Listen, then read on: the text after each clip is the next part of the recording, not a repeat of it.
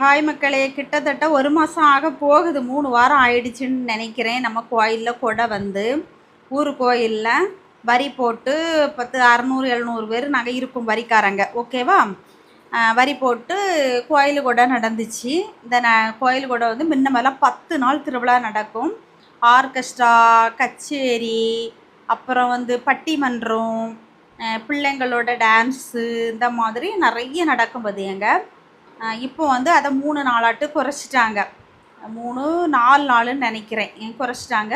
ஆனால் கொஞ்சம் வித்தியாசமாட்டு பண்ணிக்கிட்டு இருக்கிறாங்க. என்ன மாதிரி அப்படின்னாக்கி, ஒரு வாரத்துக்கு முந்தைய காப்பு கட்டி மறுவாரம் ஞாயிற்றுக்கிழமை காலையில் போய் கடற்கரையிலேருந்து பால் குடம், சந்தன குடம் இதெல்லாம் எடுத்துகிட்டு வருவாங்க. இது வந்து கோயில் முன்னாடி ஒரு உருளி வச்சுருப்பாங்க. ஒரு வாரத்துக்கு முன்னாடியே வச்சுருப்பாங்க. அந்த உருளியில் அன்னாபிஷேகம் பண்ணுறதுக்காக எல்லாரும் விருப்பப்பட்டவங்க எல்லாம் அரிசி கொண்டு அதில் போடுவாங்க. ஓகே, இந்த அரிசியை வந்து கோயிலில் உச்சிக்கோட அன்று, அதாவது செவ்வாய்க்கிழமை வில்லுப்பாட்டு முடிஞ்சதும் மத்தியானத்துக்கு சமைச்சு தரதுக்காக அது வச்சுருப்பாங்க. அப்புறம் அந்த பால் குடை முடிஞ்சதும் சாயங்காலம் சாமிக்கு சீர்வரிசைன்னுக்கிட்டு ஒரு கோயிலேருந்து எடுத்துகிட்டு வருவோம். அதுக்கப்புறம் வந்து நைட்டுக்கு வில்லுப்பாட்டு, சாப்பாடு எல்லாமே உண்டு. அப்புறம் இந்த தடவை நிறைய அது வந்து என்ன திங்கக்கிழமை அந்த சீர்வரிசை எடுத்துகிட்டு வந்ததுமே வந்து திருக்கல்யாண நிகழ்ச்சின்னு ஒன்று நடத்தியிருந்தாங்க.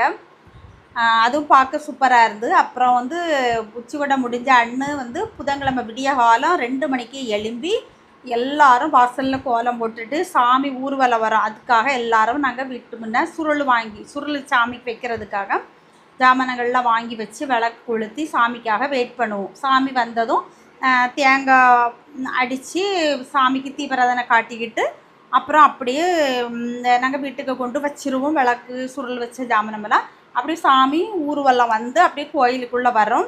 கோயிலுக்குள்ளே வந்ததும் ஒரு ஆரவாரம் இருக்கும் பாருங்கள். எல்லோரும் கைத்தட்டி உற்சாகமாகிடுவாங்க. ஏன்னா கிட்டத்தட்ட ஒரு 12 மணிக்கெல்லாம் அந்த வாகனம் வந்து கோயிலிருந்து வெளியே போயிடும். ஊரெல்லாம் சுற்றி எல்லார் வீட்டு வாசலில் போய் இந்த மாதிரி சுருள் ஏற்றுக்கிட்டு அவங்களுக்கு ஆசீர்வாதம் பண்ணிவிட்டு சாமி கோயிலுக்கு வந்து சேரும்போது 7 மணி ஆகிடும்.